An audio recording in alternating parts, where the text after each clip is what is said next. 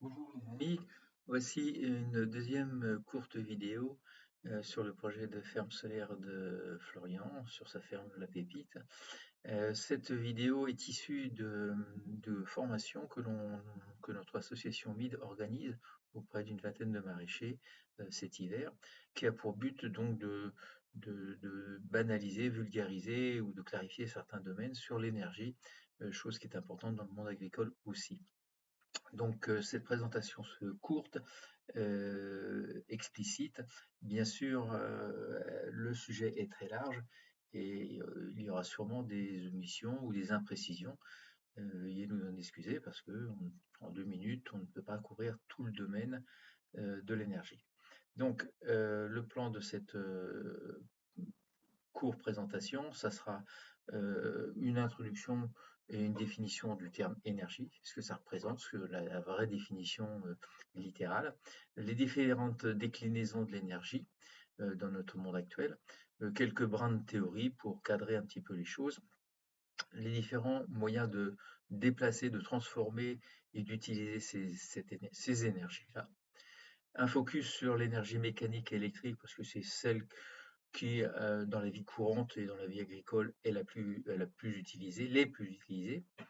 Un petit mot sur la production, sur les moyens de produire cette énergie, ce qui est le cas dans le projet de la ferme solaire de Florian, où on va produire notre énergie, et puis les façons de gérer au mieux ces énergies utiles à notre vie quotidienne. Voilà.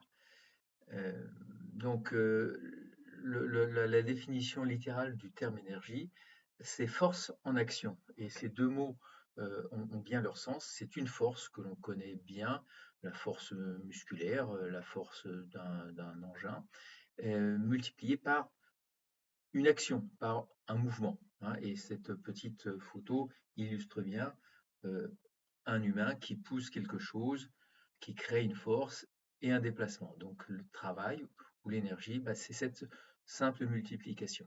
Donc là, on fait un focus sur l'énergie dite mécanique, mais il y en a bien d'autres.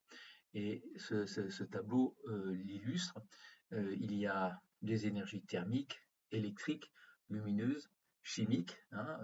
Nos aliments sont des sources d'énergie qui nous permettent de nous déplacer, de courir, de porter des poids, donc de créer de l'énergie mécanique. L'énergie cinétique, c'est l'énergie liée au déplacement. Les énergies potentielles, bah, c'est la gravité, hein, c'est l'eau qui est stockée en hauteur et qui va créer une énergie cinétique qui va créer in fine de l'énergie électrique. Et puis les énergies nucléaires qui sont un peu plus abstraites pour les personnes, enfin pour nous, mais qui sommes grands utilisateurs de cette énergie source. Et puis sans oublier l'énergie humaine, parce que c'est avant d'avoir créé toutes ces énergies, je dirais artificiellement, bah, la seule énergie du corps humain était la seule source d'énergie mécanique permettant de vivre. Un peu de théorie sur les unités et les ordres de grandeur. Alors, l'énergie a plusieurs unités. C'est ça qui est un peu troublant. Suivant le domaine d'application, on va avoir le joule, qui est l'unité, je dirais, internationale officielle, mais il y a des déclinaisons plus pratiques hein, suivant le domaine. Le kilowattheure pour nous, usage de l'électricité, par exemple, mais les calories, c'est plus un domaine, je dirais, métabolisme. Et puis l'équivalent pétrole, parce que le pétrole est une source importante dans notre société, donc c'est un équivalent pétrole, hein. Les ordres de grandeur, là aussi c'est très très variable, puisque suivant les domaines, on va parler de watts, de kilowatts, de mégawatts, de gigawatts. Pareil au niveau des joules, hein, il y a des puissances de 10 qui sont très hautes, voire très basses. Et c'est ça qui est un petit peu troublant. La référence qui permet de relativiser tout ça, bah, c'est le litre de pétrole. Le litre de pétrole, c'est une source, c'est un conteneur d'énergie.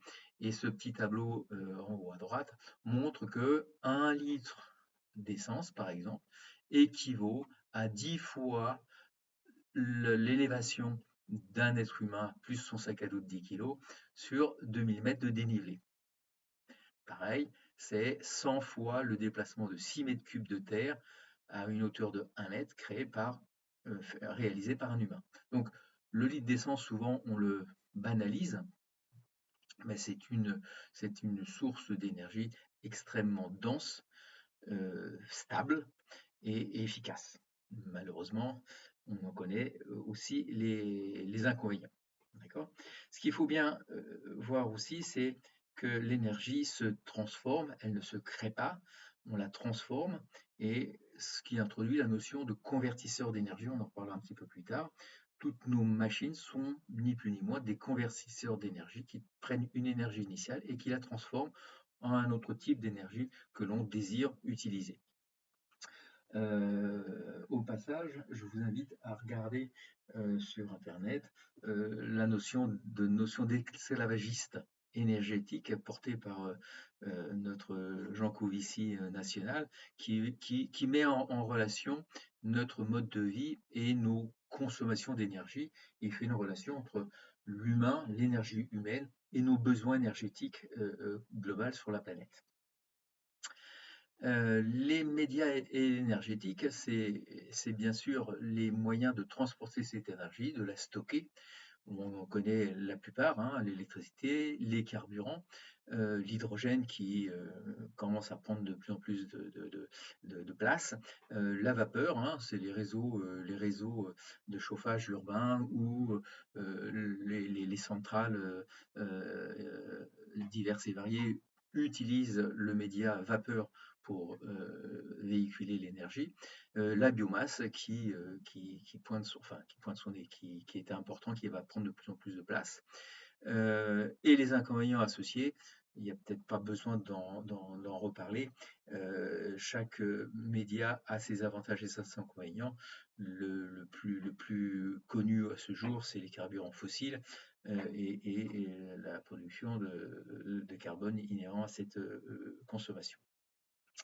À chaque média correspond un usage et une préférence.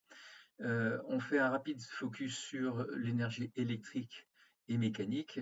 L'énergie mécanique, c'est l'énergie liée à un déplacement d'un élément. Sa formule, c'est 1/2 de mv2, la masse de l'objet déplacé, et le carré de ses vitesses. Donc c'est ce qu'on appelle l'énergie cinétique, c'est en joules ou en watts, enfin l'officiel de la formule c'est le joule. En électricité c'est équivalent, c'est simplement la simple multiplication de la tension par l'intensité consommée par le récepteur.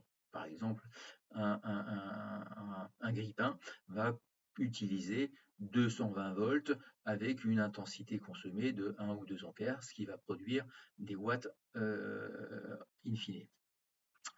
Les applications de ces deux énergies les plus communes, c'est ce qu'on connaît, hein, les transports et toute notre vie domestique. À nouveau, les problèmes de stockage. On a différentes solutions de stocker, plus ou moins connues ou populaires. On a commencé par le stockage de l'énergie gravitaire, hein, monter quelque chose et le faire descendre. C'est les centrales hydrauliques, anciennes méthodes qui produisaient, enfin, méthode actuelle aussi, mais qui permettaient de monter de l'eau la nuit, de vider un barrage la nuit et de le remplir en inversant le sens des turbines pour remonter l'eau précédemment descendue. Au passage, on prend de l'énergie et on la restitue. L'hydrogène pointe son nez dans différents domaines communs, c'est-à-dire le transport et les conversions d'énergie au gaz. Le lithium, voire le sodium, sont des solutions de stockage de plus en plus communs, avec là aussi un certain nombre d'avantages et d'inconvénients. tout ça, c'est lié à l'usage que l'on fait. Les moyens de produire cette énergie, ben, on en connaît la plupart, hein, charbon, pétrole, gaz, fusion nucléaire, euh, qui est là-dessus en concurrence qu'on espère favorable, les énergies renouvelables, l'hydraulique, l'éolien, le solaire de plus en plus, et la biomasse, la méthanisation que l'on voit. Ce qu'il faut bien voir, c'est le rapport, hein. La petite photo ici montre un cycliste, le cycliste mondial qui déploie la plus grosse puissance, mais il ne produit que 700 watts. Un grille-pain fait 1000 watts, hein. Et lorsque vous faites griller votre pain, bah, vous voyez l'énergie mécanique humaine qu'il faudrait. Voilà. Quels sont les moyens de gérer ces énergies consommées? Bah, la meilleure, c'est la meilleure économie, c'est celle qu'on consomme pas. C'est facile à dire, pas facile à faire dans notre société. On va s'arrêter là dans la présentation parce que ça sera le sujet de la prochaine vidéo qui montrera les moyens de la façon dont Florian va implémenter tous ces beaux principes concrètement, hein, comment il va produire au minimum, au plus efficient et utiliser le plus habilement possible cette énergie. Bah, à bientôt. Prochaine étape du projet de Florian, c'est la réception du matériel. Nous sommes prêts, le bungalow est prêt à recevoir tout ça, ainsi que l'armoire électrique qui va accueillir tout le matériel dont on donnera une explication plus précise la prochaine fois. Bah, bonne semaine à tous et à bientôt.